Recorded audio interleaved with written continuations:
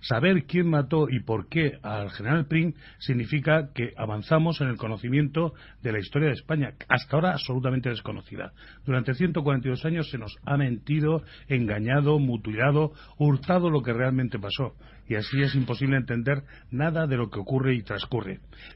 Prim llegó a ser tan famoso en el mundo anglosajón, aunque en España seamos tan incultos, que en la novela de Oscar Wilde, El retrato de Dorian Gray, se presenta un personaje diciendo, y era una persona que nos representaba en Madrid cuando la reina Isabel II era muy joven y Prim todavía era desconocido.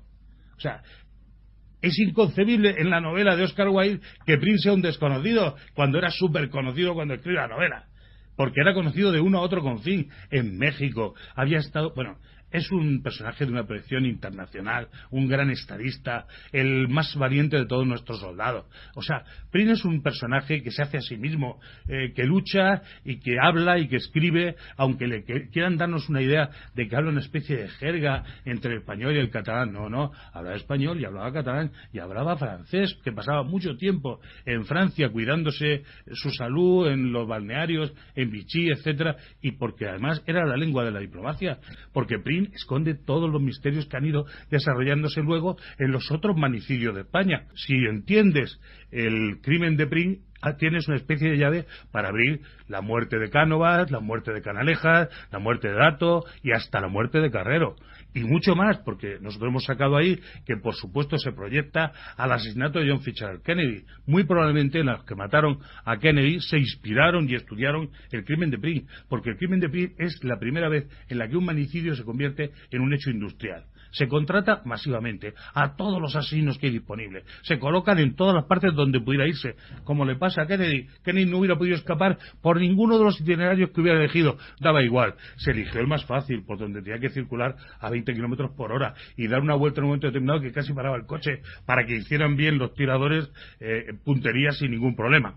Es decir, comparando Prim con el asesinato de John Fitzgerald Kennedy, se ve perfectamente que uno surge del otro, que uno es hijo del otro, y cómo al final, también en el de Kennedy, se borran todas las pruebas, como en el caso de Prim. Nadie quiere que se sepa lo que realmente ocurrió con el tema de Prim, que fue un asesinato en el que por primera vez el jefe del Estado mataba al jefe de gobierno. Fue una guerra entre masones. La masonería es una secta secreta que tiene varias formas, ¿no? Hay hoy día unas asociaciones culturales que se llaman masones, no hay masonería, pero no es esa la masonería que mató a Prim.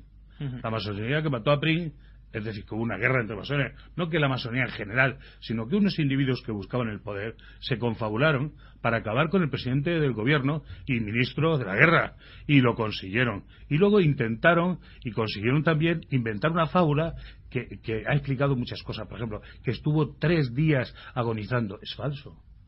Como mucho, una vez, porque nosotros podemos hablar desde la ciencia. ¿Y qué aportamos? Pues aportamos una cosa básica en la investigación de un crimen. Somos los únicos, la Comisión Prim, que ha hecho una autopsia de la momia o del cadáver o de los restos, como ustedes prefieran, del general Prim. Estos individuos no han hecho nada, ni siquiera han visto la momia, porque han visto que no han descrito ni siquiera las ideas que tienen, tanto forense, para hacer un folio de resumen de cosas que no demuestran nada, hasta el punto de que han tenido que sacar una vieja teoría, la teoría de que Prim murió de septicemia o infección de sus heridas. No pudo ser, y les digo, las heridas no se infectaron porque no se cerraron. Nadie les dio tiempo a Prim a que esas heridas pudieran curarse. Nadie curó las heridas de Prim. Las heridas de Prim no están curadas y no están tampoco con los bordes festoneados, en absoluto. Murió desangrándose. Es decir, fue estrangulado mientras sus heridas seguían sacando sangre. Y debió ser pues 1 hora o 1 hora y pico después, como mucho, después de ser tiroteado en la calle del Turco. ¿Cómo lo sabemos? Porque la momia se ha conservado perfectamente y se ve que las heridas no han sido curadas.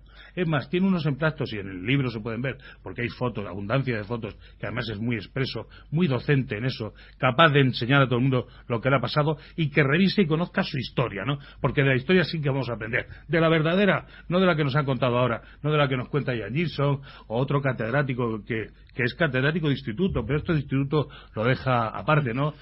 Juan Pollato, el hermano de la ministra aquella que decía que el dinero público no es de nadie, ¿no? Bueno, pues Calvo Pollato ha escrito una novelita también sobre el asesinato de Prim, que se llama Sangre en la calle del Turco, sin aportar ninguna investigación nueva. Todo el que escribe sobre Kennedy en Estados Unidos, una novela o un ensayo, siempre aporta nuevos documentos. Aquí en España no, se copietea lo que ya en su día se hizo. Y entonces, ¿qué ocurre? Nos encontramos en un país donde se nos oculta la verdad sobre una cosa, un hecho tan importante. Prim cambió la historia de España, pero su muerte la cambió todavía más. Además, dentro del vehículo no hubo disparos. Es decir, que está totalmente descartado.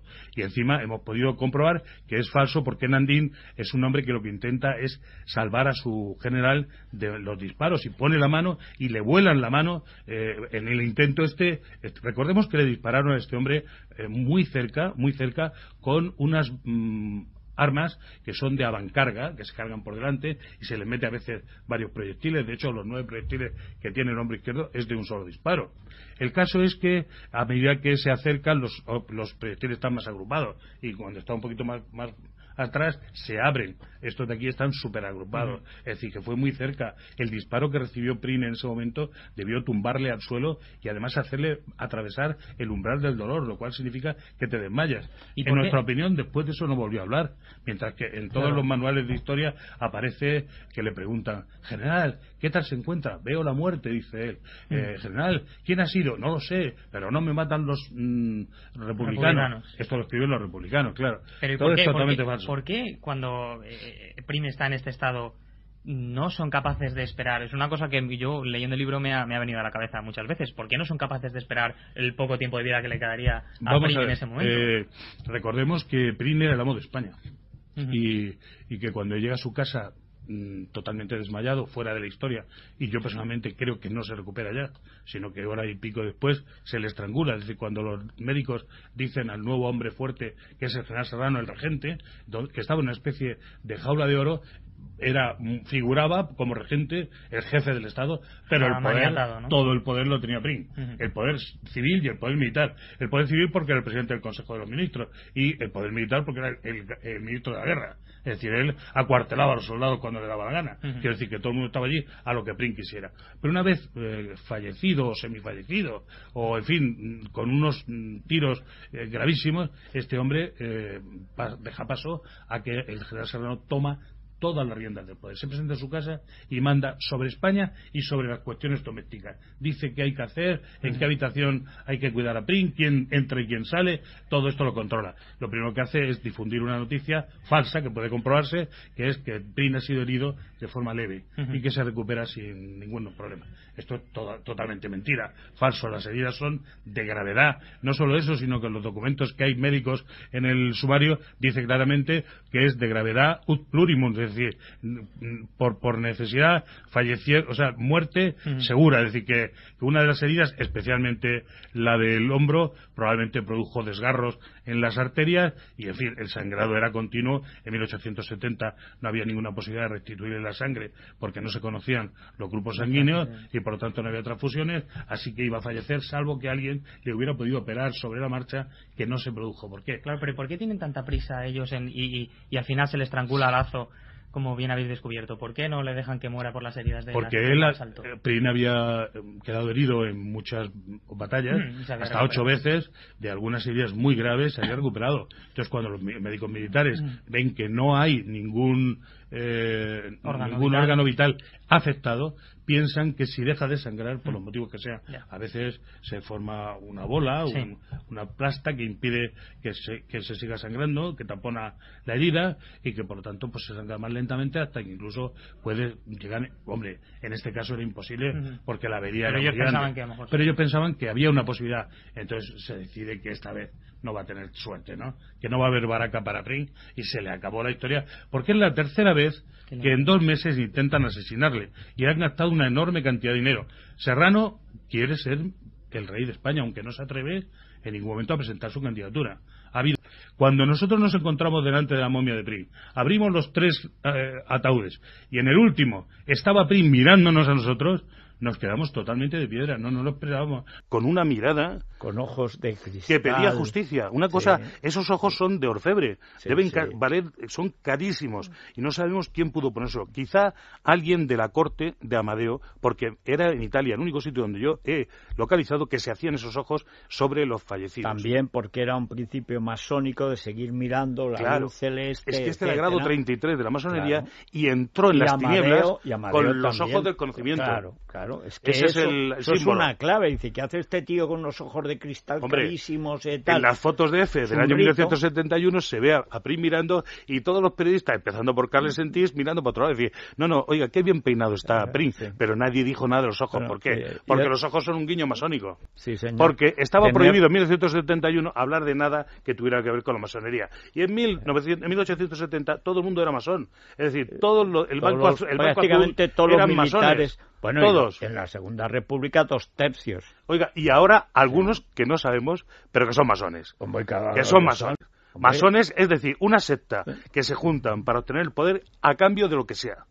Que demuestra que cualquier crimen bien investigado se llega hasta el final, que se puede hacer una investigación en la Universidad Española, 87 centros de universitarios en España donde no se investiga absolutamente nada, o muy poco, o bueno, en el caso criminal, pues diríamos que nada, ¿no? Que es lo que a mí me compete y lo que yo sé. Y en segundo lugar, que han podido venir a todos estos sitios y hemos llegado hasta el descubrimiento, el sacar una momia de su sepulcro y un misterio del siglo XIX, haberlo resuelto a la luz de la ciencia del siglo XXI. Este trabajo totalmente altruista, que nos ha costado dinero de nuestro bolsillo, y mucha amargura, y muchos problemas, y muchos toques, y muchas presiones. Desde el principio se nos ha estado advirtiendo que no tocáramos esto, que no dijéramos que Prim podía haber muerto en el primer momento, porque eso era como una herejía, en que no contáramos lo que había sido estrangulado, que no habláramos de la masonería, porque decía él que había algún masón que saldría inmediatamente del armario. Y nos asustaba que se estaba preparando en Madrid no sé qué historia contra nosotros por no haber llevado cuidado en la investigación.